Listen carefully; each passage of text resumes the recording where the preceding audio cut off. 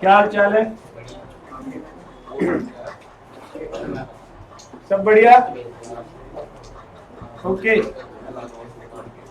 Let's start. तो हमारा चल रहा है unit number what? 5। Unit number 5 हमारा चल रहा है। तो जरा इस यूनिट को हम लोग देखते हैं अच्छे से, एक बार रिवीजन करते हैं और फिर आज की क्लास को शुरू करते हैं।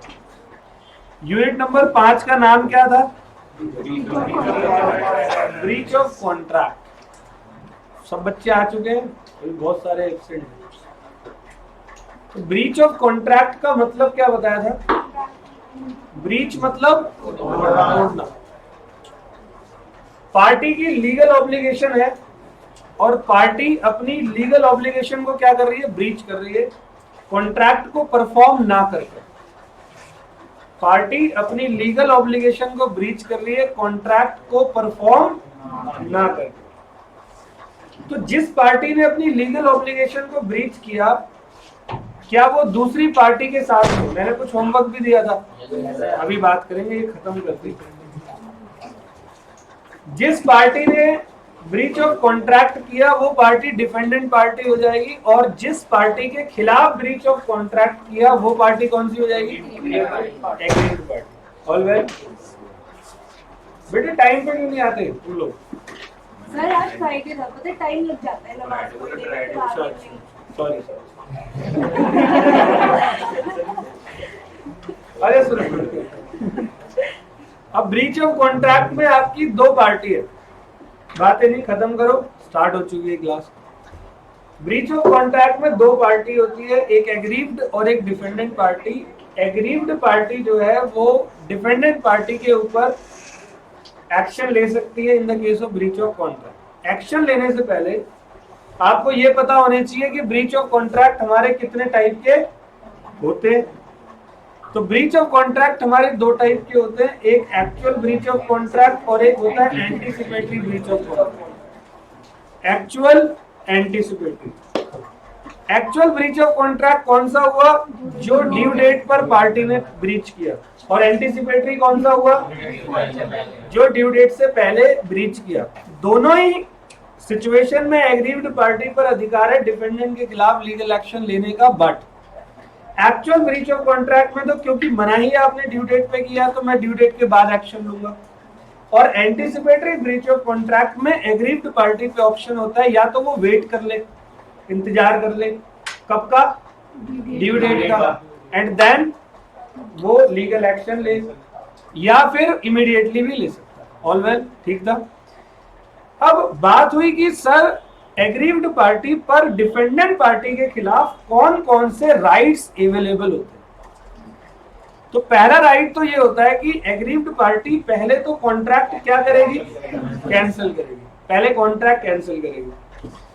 जब एग्रीव्ड पार्टी कॉन्ट्रैक्ट कैंसिल करेगी तो उसके बाद राइट नंबर 2, दूसरा अधिकार होता है, वो आपसे क्या लेगी? डैमेज लेगी। वो डैमेज क्लेम करेगी। अब हमारे डैमेजेस कितने टाइप के होते हैं? तो डैमेज अलग अलग तरीकों के होते हैं। एक हमारा होता है ऑर्डिनरी डैमेज, और एक होता है कौन सा? स्पेशल डैमेज, नॉमिनल, एग्जेम्पलरी और विंडिक्टिव डैमेज, और लिक्विडेटेड डैमेज। तो ये सारे के सारे हमने किस डैमेज, किसकी बात करी? डैमेजेस की बात करी। फिर इसके बाद हम लोग थोड़ा सा आगे बढ़े। मैंने जब डैमेजेस की बात आपको बताई तो मैंने कहा कि कभी कभी क्या होता है कि डैमेज भी एक सफिशिएंट नहीं होता, तो तीसरा अधिकार होता है, सर स्यूट करेंगे हम, केस फाइल करेंगे for specific performance. Specific performance के लिए हम लोग केस फाइल करने वाले। और चौथा point, suite for injunction. Injunction मतलब स्टे ऑर्डर। कोई दिक्कत? ठीक है जी, समझ में आ गया। अब जब ये पूरा का पूरा प्रोसेस हम लोगों ने करा, इस प्रोसेस के बाद एक टॉपिक स्टार्ट हुआ। टॉपिक का नाम था क्वांटम मेरिएट। क्या नाम है? अब तो क्वांटम मेरिएट का मतलब होता है एज मच एज अर्न। भाई देखो, अगर मेरी कोई गलती नहीं है, मेरा कोई फॉल्ट नहीं है, मैं अपनी परफॉर्मेंस दे ही रहा था, थोड़ी बहुत दे भी दी है, या तो कानून चेंज हो गया या तूने ही मुझे परफॉर्म करने से रोक दिया। तो जितना मैंने परफॉर्म किया है उतने के पैसे तो मैं तेरे से लेके रहूंगा on the basis of quantum merit. ठीक है जी, ये हो गया। तो मैंने आपको क्वांटम मेरिट के अंदर क्या क्या बताया, एक मीनिंग थी व्हेन एंड हुम राइट अराइजेस, ये दो बात हमारी हो गई थी। अब एक लास्ट टॉपिक बचा हुआ है बस, उसके बाद ये यूनिट हमारा क्या हो जाएगा, खत्म हो जाएगा। फिर हम यूनिट नंबर 6 स्टार्ट करेंगे। ठीक है, डन। चलो लिख लो सिचुएशन नंबर 3, पॉइंट नंबर 3 लिखो, सिचुएशन वेयर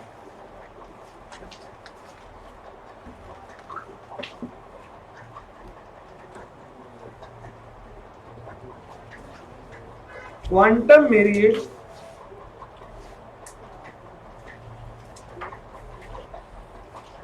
अराइजेस। कौन कौन सी ऐसी सिचुएशन है जहां पर क्वांटम मेरिट अराइज होता है। ठीक है, तो एक एक करके हम लोग पढ़ेंगे। नंबर 1, कॉन्ट्रैक्ट इज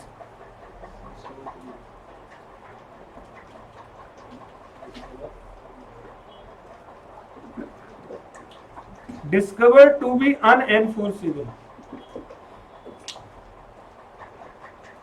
मतलब ऐसा लग रहा है कि ये जो कॉन्ट्रैक्ट है ना, अब ये एनफोर्सेबल नहीं रहेगा। मतलब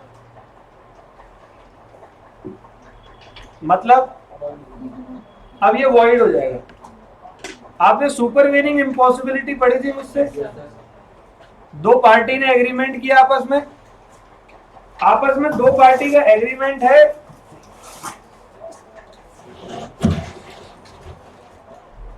आपस में दो पार्टी का एग्रीमेंट है, दोनों पार्टी में से किसी की गलती नहीं है, तो सुपरवेनिंग इम्पॉसिबिलिटी हो गई, जिसकी वजह से आप परफॉर्म कर पाना मुश्किल है। लेकिन जितना परफॉर्म किया उतने के पैसे मैं आपसे ले लूंगा। बात को समझ में आ रही है, क्लियर है। जैसे कि आपका मेरे पास एक एग्रीमेंट हुआ कि 2000 केजी पोटैटो मैं आपको सेंड करूंगा। कितने? 2000 किलो। मैं आपको 800 किलो सेंड कर चुका हूं, 1200 किलो और मैं अपने खेतों से निकालूंगा, आपको भेज दूंगा। इतने में वही बारिश हुई, पूरा खेत वेत सब खराब हो गया, सारे आलू बर्बाद हो गए। तो क्या मैं आपसे 800 किलो के मांगू पैसे? yes। आप ये नहीं बोल सकते भाई एग्रीमेंट तो 2000 किलो का था, तुमने 800 किलो दिए, तुमने फ्रॉड किया, धोखा करते हो, ऊपर से पैसे भी मांगते हो। तुम लोग ये सब नहीं बोल सकते। अरे भाई कॉन्ट्रैक्ट डिस्कवर्ड टू बी अनएनफोर्सेबल है, पागल हो। मैंने 800 किलो आपको भेजे, उसके पेमेंट मेरे को करो फटाफट। आई बात समझ। Number 2,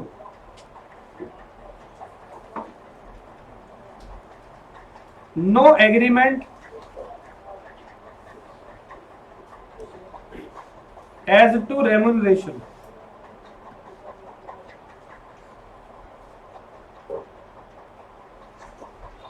no agreement as to remuneration, क्या मतलब है इसका? No agreement as to remuneration, कोई बताएगा?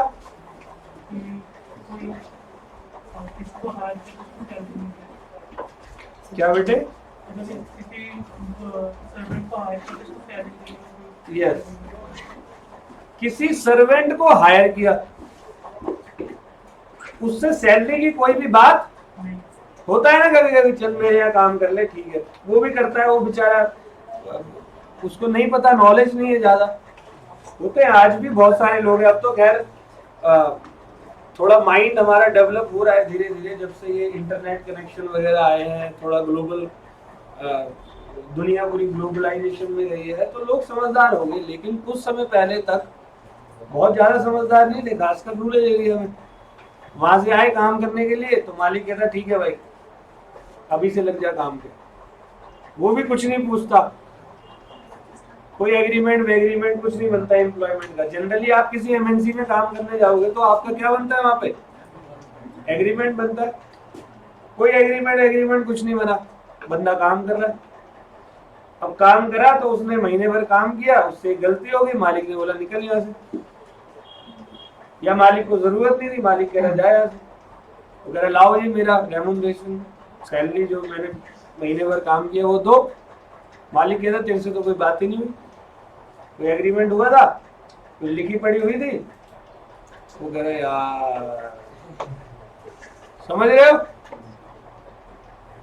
वो कह रहे यार ये तो बड़ा अच्छा कांड हुआ मेरे साथ में, ना कोई एग्रीमेंट ना कोई। तो ऐसी सिचुएशन में क्या वो कोर्ट ऑफ लॉ नहीं जाएगा? तो जज साहब सारी सिचुएशन को देखेंगे, बोलेंगे भाई जितना काम किया उतने पैसे दे, क्वांटम वेरिएट के बेस पे, बेशक कोई एग्रीमेंट नहीं हुआ।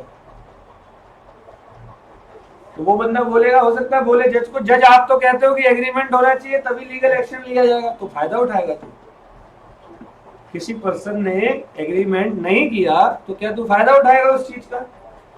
तेरे को नॉलेज है दुनियादारी की, बाकी लोगों को नहीं पता, तो जिसको नहीं पता उसको फायदा उठाएगा तू। हालांकि लॉ की नॉलेज सबको होनी चाहिए, लेकिन इतना नॉलेज होता है किसी को जो आप लोग यहाँ पढ़ रहे हो? अपने घर वालों से पूछना, कोई रोटी में थोड़ी गड़बड़ बोलना ये वॉइड है तो वही तो थापी फेंक के मारेगा, फिर बोलना ये तो इलीगल है ना?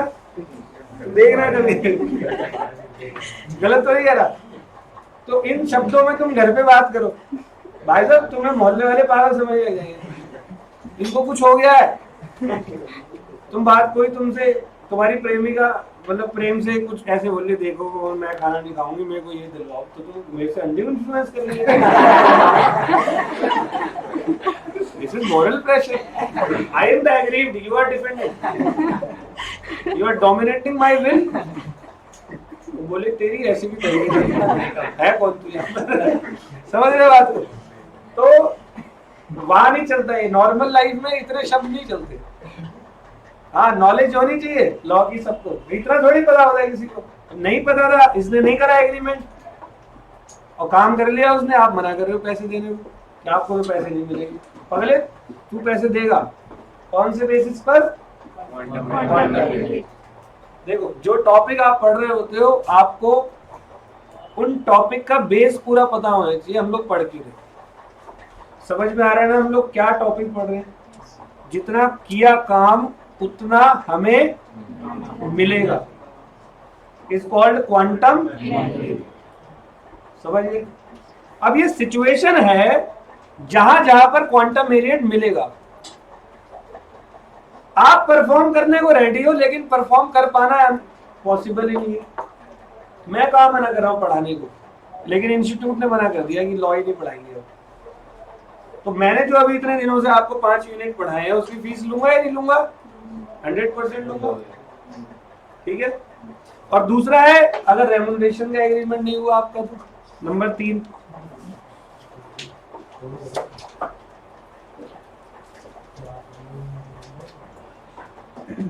एक्ट डन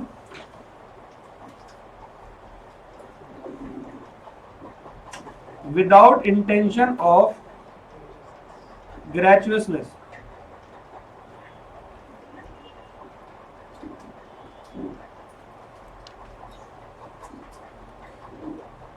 क्या आप लोगों को ग्रेचुअस शब्द का मतलब पता है? क्या होता है ग्रेचुअस? मतलब एक तरीके से मैं आपको सर्विसेज दे रहा हूं फ्री में, बिना पैसे लिए। अच्छा, किसी बंदे ने किसी को सर्विस दी, बेशक एग्रीमेंट नहीं हुआ, कोई बात नहीं करी, लेकिन उसका मन फ्री में सर्विस देने का भी नहीं था। एक एग्जांपल देता हूं तब समझ में आएगा।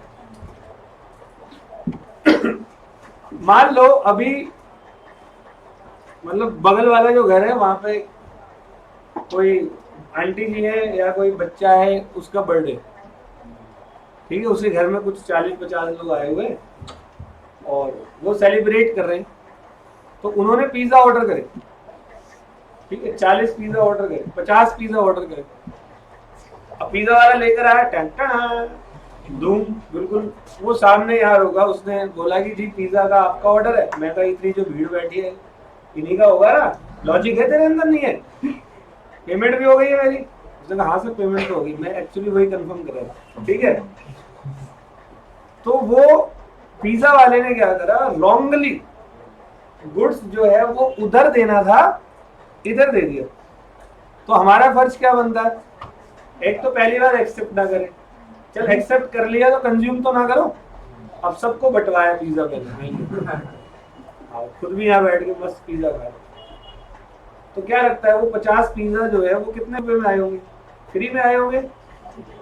तो बगल वाले तड़प रहे हैं, लौट रहे हैं रास्ते में, भूख लग रही है, अभी तक कुछ नहीं आया, और बगल वालों को पता लगा, उनको खुशबू तो आई गई, पिज्जा की खुशबू तो आ रही, पिज्जा कहाँ है?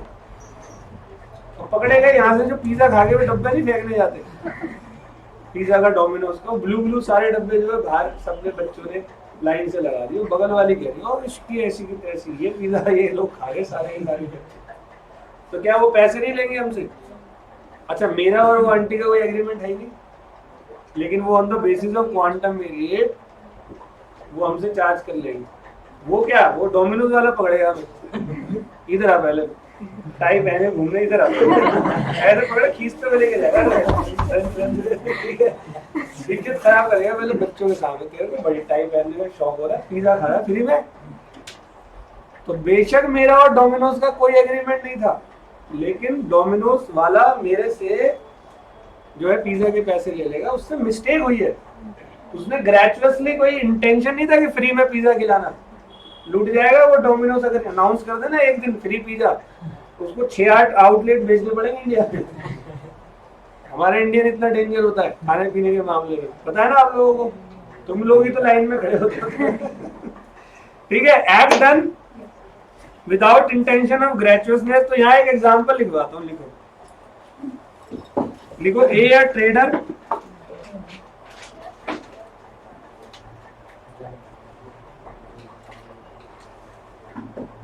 leaves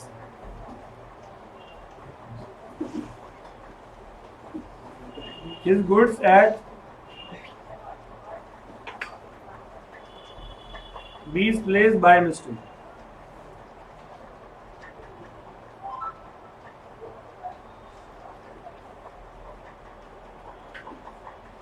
B treats the same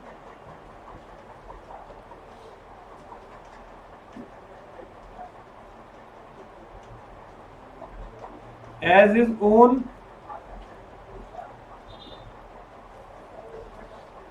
and uses it.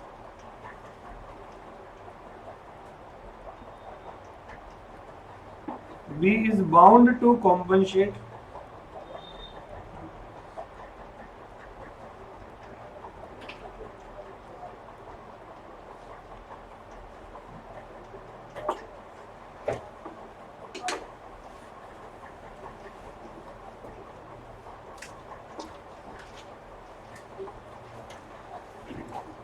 ठीक है जी, डन है। तो कितने पॉइंट हो गए? 3। पॉइंट नंबर 4, पहले हेडिंग लिख लो फिर समझाता हूं। लिखो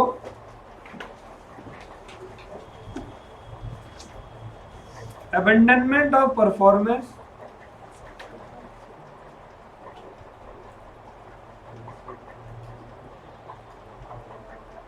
बाय वन पार्ट। अबेंडन मतलब बंद हो जाना, बंद कर देना, छोड़ देना, कुछ ऐसा।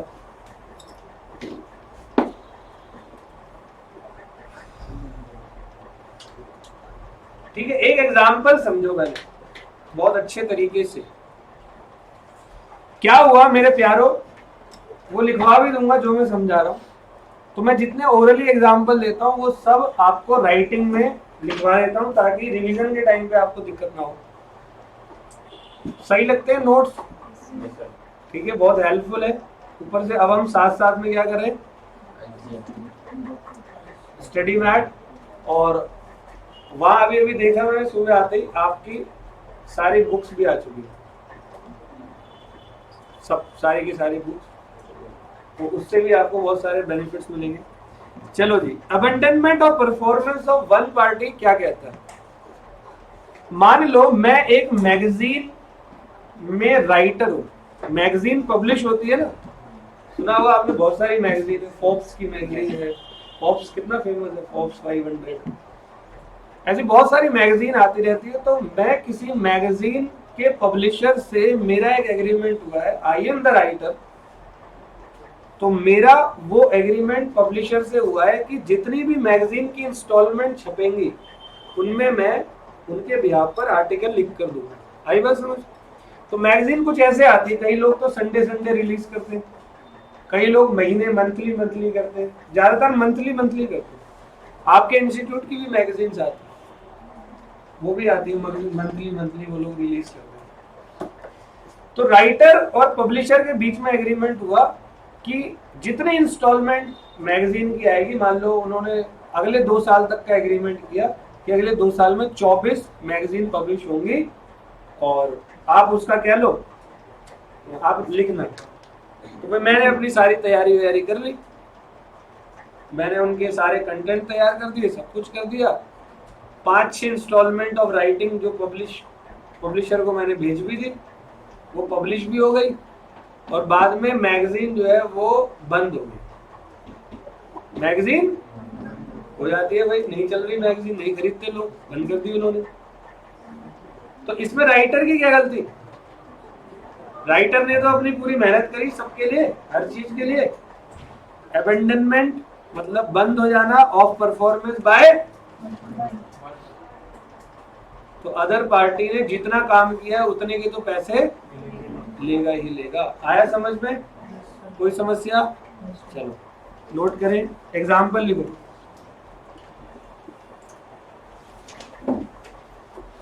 लिखो सी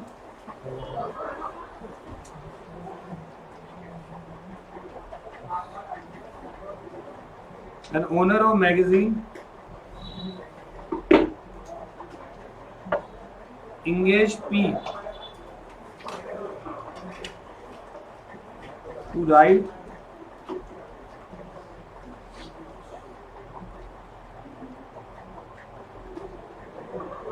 a book to be published by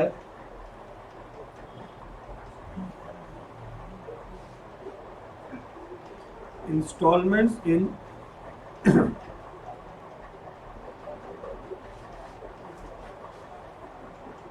his magazine.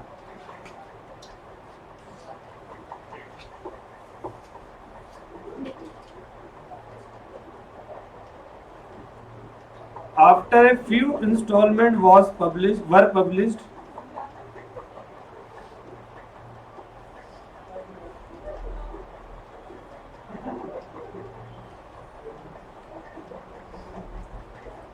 Magazine बंद हो गई भाई। Here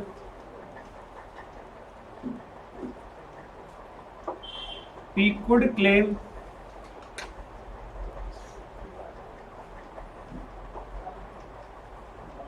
payment on quantum marriage.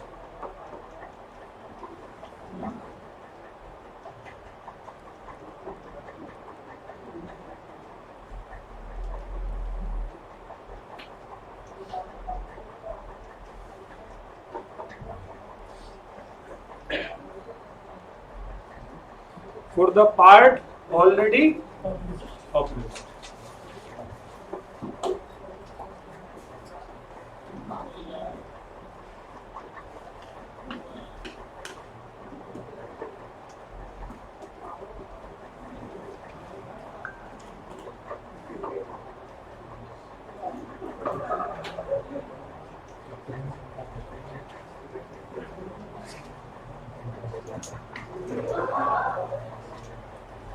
ठीक है, डन है।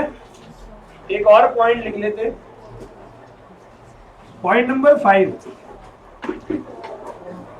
लिखो। Individual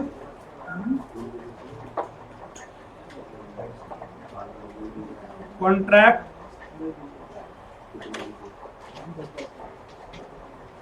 performed badly. Individual contract performed badly.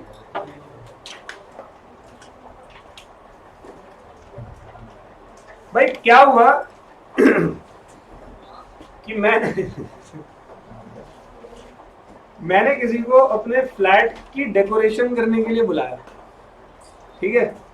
तो उसने कहा, तो मैंने बुलाया, उसने कहा भाई 50,000 रुपए में आपका पूरा फ्लैट मैं क्या कर दूंगा, डेकोरेट करके, ठीक है, पेंट वेंट करके अच्छे से, कुछ जो भी कमियां है वो सब सही कर दूंगा, 50,000 रुपीज। तो मैंने कहा ठीक है भाई, डन। तो मैं कहा मैं जा रहा हूँ पढ़ाने, तो रात को आऊंगा, तू कर दे आराम से, पूरे दिन करते हुए पूरा दिन। मैं शाम को आया अपने घर में, और मेरे को अपना घर अपना लग ही जाता, अच्छे वे में नहीं मेरे को डर लग गया अपने घर में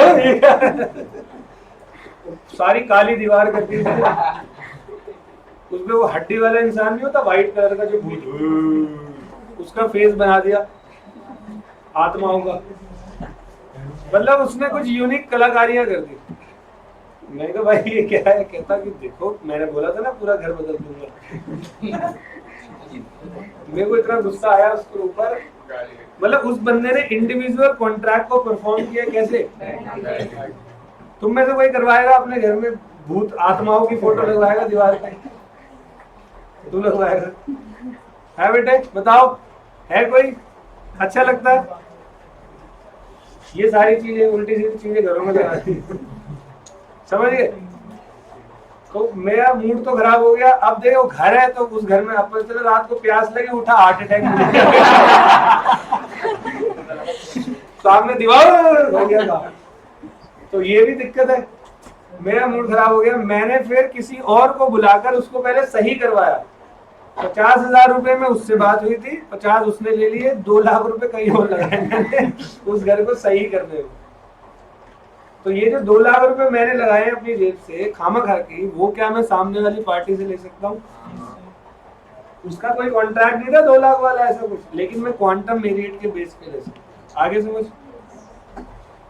तो आप अगर परफॉर्म कर रहे हो, जैसे मान लो आप लॉ पढ़ने आए, जो आता था 12th तक वो भी भूल के जा रहे हो जो अभी तक पढ़ाया है जीवन में सब भूल के जा रहे हो, और जो पढ़ाया वो तो आता ही नहीं।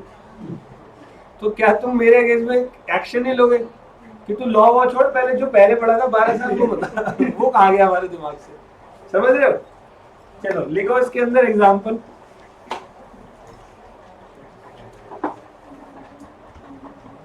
A agreed to decorate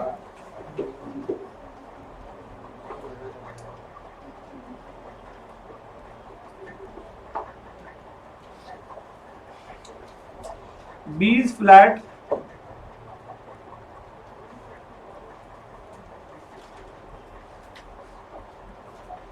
for a lump sum of rupees 50,000. देखो A did the work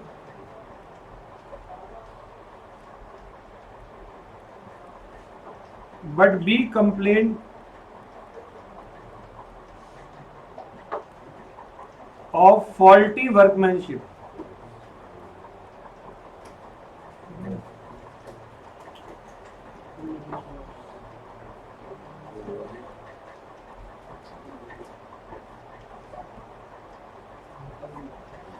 It cost rupees, चलो कम ही का रखते हैं, 30,000 टू रेमेडी। बातें मत कर भाई द डिफेक्ट।